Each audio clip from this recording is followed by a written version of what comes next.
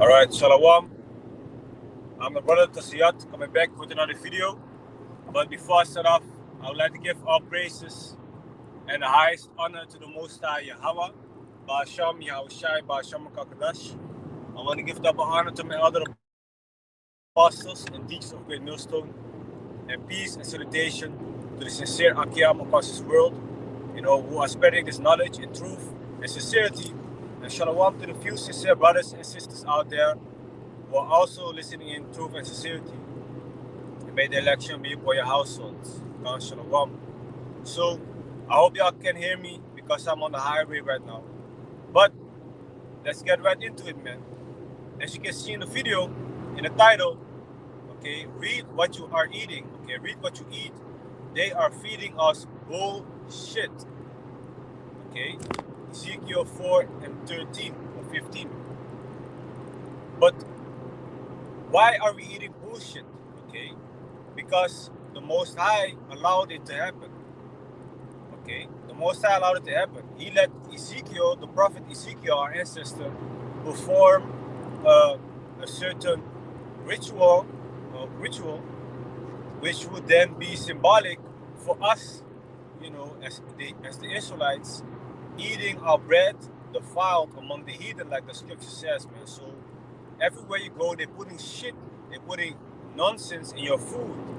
Okay, sometimes they put literally, they let you eat shit, and sometimes they just mixing chemicals and weird things in your food, man. If you buy bread only has a few ingredients. Okay, normally water, water, flour, maybe salt, maybe I'm forgetting something, but 3-4 ingredients. When you buy bread in a store, it has like a list of 10-15 ingredients. You're like, all types of E numbers in it, E this, E472, E471, you name it, man. Okay, which a lot of times when you see the number E471 or E472E, when you see that, it could be pork. And the scripture says we are not supposed to eat pork. Okay, unless the thing that you are buying says vegan, then the chances are high that it's not pork, of course. But that's why it's in the title, read what you eat. Okay, I was just reading something, and what a person that I knew was cooking food, and the person knows that I am not allowed to eat yeast because, of course, it's the feast of unleavened bread. So for 7 days long, we are not supposed to eat any yeast in our things. So no bread, nothing. So one of the Akiyam sent me a list concerning different names or synonyms for the name yeast or leaven. So I was looking at the ingredients that this person used in the cooking. So the person sent it to me, and I was looking at the ingredients. And while I was reading, I was like, damn, there is so much shit in the herbs, that you are the person used for cooking. But of course, it's not. It's on the ones that are making this in the fabrics and allowing this in the fabrics to be made. Like because we don't listen to the Most High. This is what we have to deal with. Okay. Now, back in the days, you could do groceries in 10-15 minutes, 5 minutes if you're quick. Now you have to stand almost 20-30 minutes in a grocery shop, maybe an hour sometimes, for a few ingredients, because you have to read a whole list of shit that they put in the food that we are eating. And that is annoying, man. A lot of times, you don't want to read a whole list of natrium, this, diphosphate, dioxide, silicium, carbonate, this, aspartame, that, all crazy names, man. All chemicals they're putting in our food. That's why it's the best to grow your own food. But hey, not for everybody, it's of course possible. But like my father, he has his own garden, so he plants like vegetables and things. For me personally, I have to go, more often to him, because when he has harvest, he just gives me like vegetables and like pumpkin and like Surinamese vegetables. Like he gave me a whole bag today of soy. There is a vegetable from Suriname, which is one of my favorite actually. Very very nice, man. Okay, my father makes his own peppers, his own tomatoes, his own vegetables, you name it, man. Supropo, he be making like other Surinamese vegetable. But hey, that is actually better because then you know that it's just raw from the ground and no pesticides, no chemicals with it. Nobody messed with it. You know, maybe you have a farmer near your neighborhood. You know, maybe you can buy your eggs or milk from that farmer. If you have a butcher, you can buy meat from the butcher instead of buying meat from the supermarket like Aldi, Albert Heijn, Jumbo, Walmart if you are in America. You know, that is fake meat, man. Sometimes you might not have another option, of course, because let's say the butcher closes at 6 and you want to make meat, you know, but it's after 6 and you want to go to the store, then, you know, you might consider buying the meat, but it's not good, man. That meat is being played with. And also, of course, they're playing with the meat in the butcher, but at least it's not processed like that, you know, as what they do in the supermarket, you know. But really, anywhere you go, everything is defiled, okay? Because even if you have your own ground right now, okay, they are fucking up the air, okay? They're polluting the air, they're polluting the water. So when they are polluting the air, when the air goes into the clouds and it rains down, all that pollution still comes on your crops, still comes on your plants and whatnot. So you're still eating garbage, you know. It's like if, like a brother said, if you have a tree, a mango tree or an apple tree, let's say an apple tree, and one tree just grew with like normal water, and the other tree, somebody was pissing against that tree since it was a seed, and now it has grown in an apple tree, but it was nurtured with piss, you know. But still, a tree grew, right? Okay, so the apple is still an apple, but the nutrients and it grew out of piss. You don't want to eat that. Okay, so the whole system is polluted right now. Okay, but like the Akiam also says, the brother, we try our best, you know, to get the best of the worst, so to say. Okay, and of course, man, the Most High protects us from these vile, nasty things that they're putting on in our food, parasites and whatnot. You know, the Most High protects us from that. You know, as long as we are not stubborn and listening to what the Most High says, He can just protect us from that. You know, sometimes He does let you get a bit sick of certain things to show you, like, hey, don't be eating this garbage here, man. But sometimes people trying to play with your food and nothing happens to you. That's the protection of the Most High. He can protect you from all kinds of poison and whatnot. Look at Apostle Paul. When he was bitten by a serpent, you know, the venomous serpent, which is supposed to kill a person when he bites him. Nothing happened to the apostle. He just shook the snake off his hand. You see? But anyway, let me go to the book of Ezekiel chapter 4, verse 9, about the ritual that I spoke concerning that we are eating our bread now, defiled among the heathen. Ezekiel 4:9. It says, take thou also unto the wheat and barley. So wheat is like flour, you know, if I'm correct. Like flour, not weed as in what you smoke, okay? And barley, and beans, and lentils, and millet, and fishes. And put them in one vessel. A vessel is like a basket or a vase. And make the bread thereof. Okay, that is what Ezekiel had to make his bread with.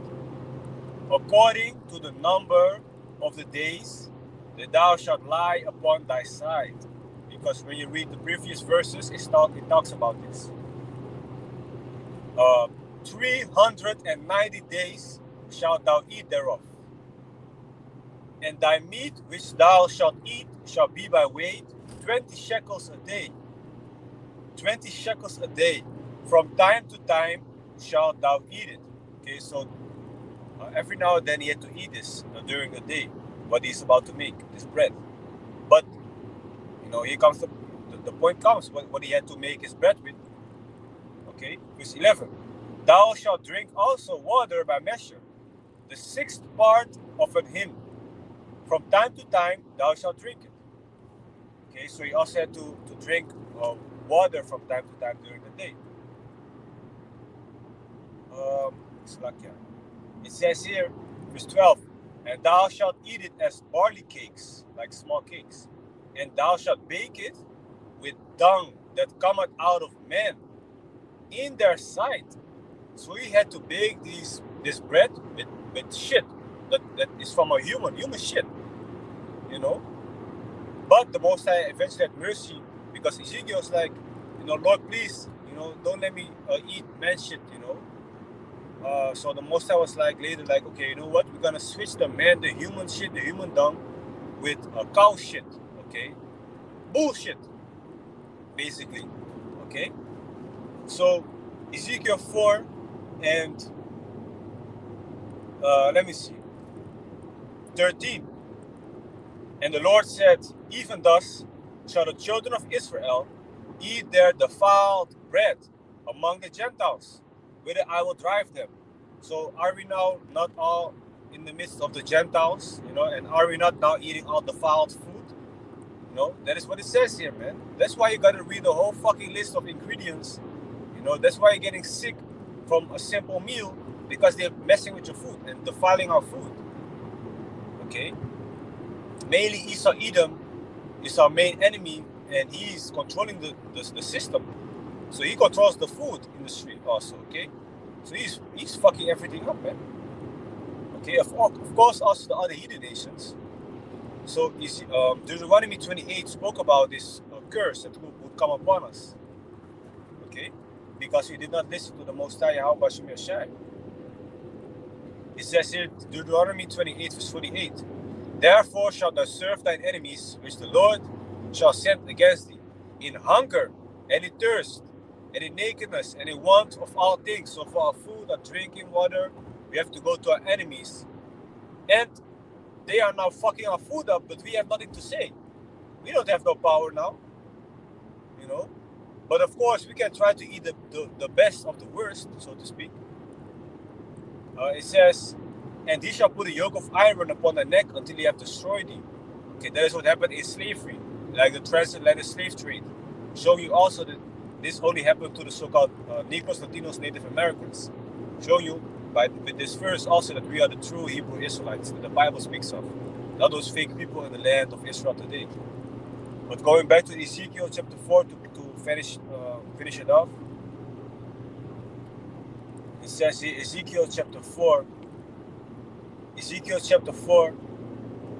verse 14.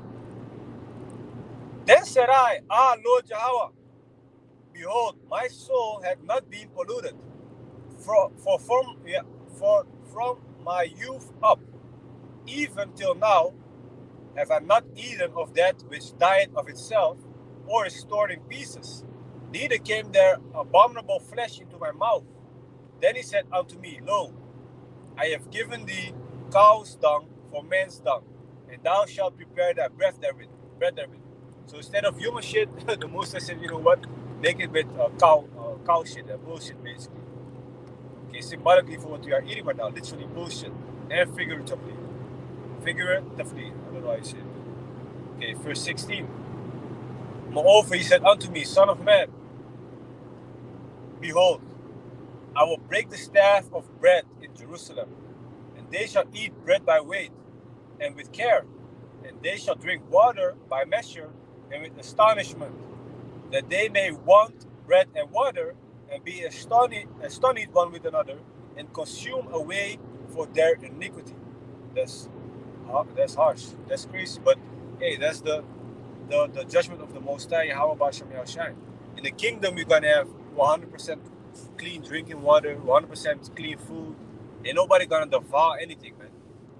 Okay, it's gonna be pure in the kingdom.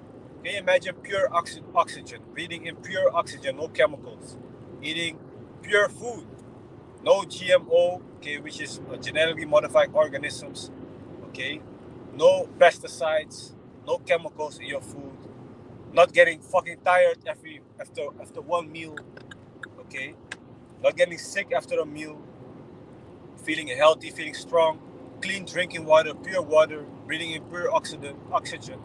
That is what we're waiting on, man. And on top of that, we are going to be perfect. We're not going to be able to commit any sins anymore, so we won't be able to die. So we're going to be living forever, man, in a righteous kingdom, visiting planets, going from place to place, enjoying spiritual powers, enjoying the kingdom and enjoying animals, you know, and all types of things, man, is waiting for us. So with that, I hope it was edifying, and I want to give our praises and the highest honor to the Most High Yahweh, Ba'asham, Yahweh Shai, Ba'asham Makakadash.